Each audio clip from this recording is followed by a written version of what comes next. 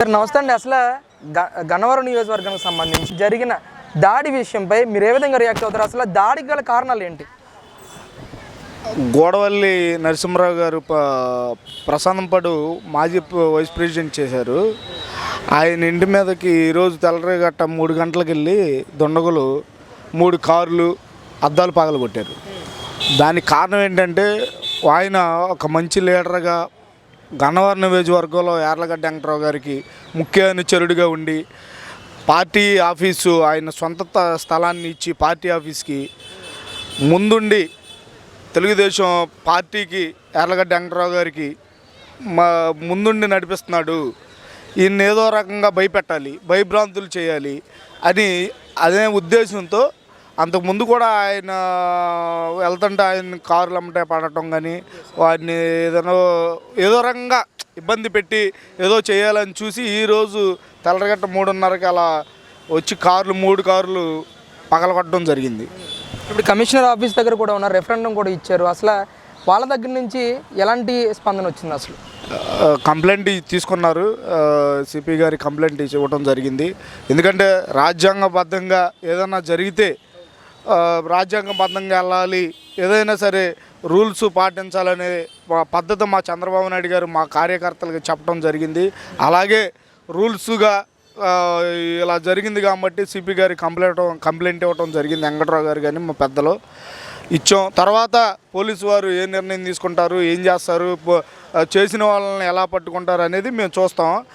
ఇప్పుడు ఈ విధంగా చేశారు, రేపు గవర్నమెంట్ మాది వస్తే వాళ్ళ పరిస్థితి ఏంటి, మనం చేసేది కరెక్టా కాదా అనేది వాళ్ళు ఇంకా తెలుసుకోలేకపోతున్నారు. అంతకుముందు కూడా పార్టీ ఆఫీసును తగలపెట్టడమే కానీ, కార్లు పగలగొట్టడమే కానీ, ఇళ్ళకెళ్ళి మనుషులను కొట్టడమే, నాయకులను కొట్టడమే కానీ, బూతులు తిట్టడమే కానీ ఇబ్బందులు చాలా చేశారు. మా పార్టీలో గెలిచి మా పార్టీ ఆఫీసునే తగలబెట్టి, మా వాళ్ళ కారులని పగలగొట్టి తగలబెట్టి ఇంత అరాచకం చేస్తుంటే రేపు గవర్నమెంట్ మారితే మా పరిస్థితి ఏంటని కనీసం అర్థం చేసుకోకుండా ఈ ఇప్పుడున్న ప్రస్తుతం ఎమ్మెల్యే కానీ ఆ వైసీపీ నాయకులు కానీ చేయటం జరుగుతుంది. అది రేపు రాబోయే రోజుల్లో చాలా పరిణామాలు ఎదుర్కోవాల్సి వస్తుందని వాళ్ళు అర్థం చేసుకుంటే ఇప్పటికైనా మంచిదని నేను కోరుకుంటున్నా. ప్లస్ ఇంకోటి ఏంటంటే ఎంత భయపెట్టి ఎంత అరాచకం చేస్తే మా తెలుగుదేశం కార్యకర్త కానీ నాయకులు కానీ అంత ఉవ్వెత్తున లేచి ప్రజల్లోకి వెళ్ళి వాళ్ళు అధికార పక్షంలో ఉన్న వాళ్ళు చేసే పరిపాలన గురించి మేము ప్రజల్లోకి తీసుకెళ్తాం. బాబు షూరిటీ భవిష్యత్తు గ్యారంటీలో ఈ నెలాఖరు వరకు తిరిగి మేము చేయబోయే కార్యక్రమాలే కానీ వాళ్ళు చేసిన కార్యక్రమాలే కానీ అన్నీ చేయటానికి సిద్ధంగా ఉన్నాం. ఇలా చేస్తున్నామనే ఒక భయంతో మా నరసింహరావు గారు ఇంటికి వెళ్ళి కారులను పగలగొట్టడం జరిగింది. ముఖ్యంగా ఎవరైతే టీడీపీ ఇన్ఛార్జిగా యార్లగడ్డ వెంకటరావు గారిని ప్రకటించిన తర్వాత ప్రధానంగా జరిగిన ఘటన చెప్పవచ్చు. ఇది ఆయన ప్రకటించిన తర్వాత అసలు ఈయన రియాక్షన్ ఏ విధంగా ఉందండి? అసలు యార్లగడ్డ వెంకటరావు గారు చాలా సీరియస్గా తీసుకున్నారు ఈ విషయాన్ని. మా కార్యకర్త ఒక నాయకుడి ఇంటి మీదే ఇలా జరిగింది, ఇది వదిలేస్తే రేపు చిన్న చిన్న కార్యకర్తల మీదకి వెళ్తారు, వాళ్ళని నేను కాపాడుకోవాలి, ఈ విషయాన్ని ఇంతటితో వదలను అని చెప్పి ఆయన రోడ్డు మీదకి వచ్చారు. తెలియంగానే డైరెక్ట్గా ఇంటికి వచ్చేసి ఆయన బ్రష్ కూడా చేయకుండా ఇంటికి రావడం జరిగింది. అక్కడి నుంచి మళ్ళీ సిపిఐ ఆఫీస్కి రావడం జరిగింది. ఆయన వదిలే ప్రసక్తే లేదని చెప్పి ఆయన గట్టిగా నిలబడ్డారు.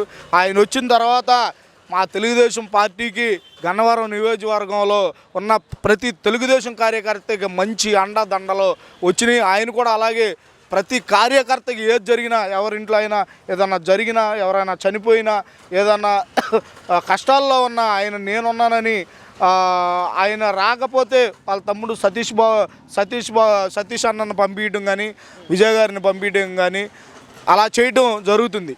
ముఖ్యంగా గన్నవరం నియోజకవర్గంలో గతంలో తెలుగుదేశం పార్టీ ఆఫీస్ మీద దాడి చేయడం కానీ, ఈరోజు తెలుగుదేశం పార్టీకి సంబంధించిన ఒక నాయకుడి కార్ల మీద దాడులు చేయడం కానీ, కార్యకర్తలను ఇబ్బంది పెట్టే ఘటనలు కానీ, ఈరోజు జరిగిన ఈ ఘటనతో ఇంకా రాజకీయం హీట్ ఎక్కిందని చెప్పవచ్చు. అసలు 2024 ఎలక్షన్ ఎలా ఉండబోతుంది? 2024 ఎలక్షను ఏదో అనుకుంటున్నారు కానీ అది one side election Chandrababu Naidu గారికి జరగబోతుంది. కాకపోతే ఏంటంటే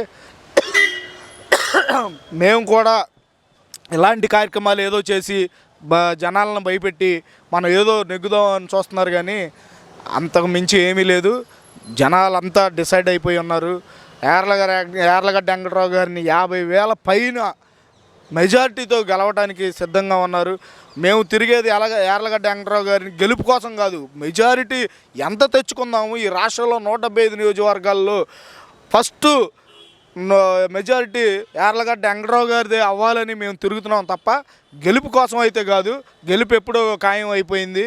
ఇంకో విషయం ఏంటంటే, ఈ నియోజకవర్గంలో యార్లగడ్డ వెంకటరావు గారి మీద నిలబడటానికి ప్రతి ఒక్కడు భయపడుతున్నాడని ఇప్పుడే మాకు మెసేజ్ వచ్చింది.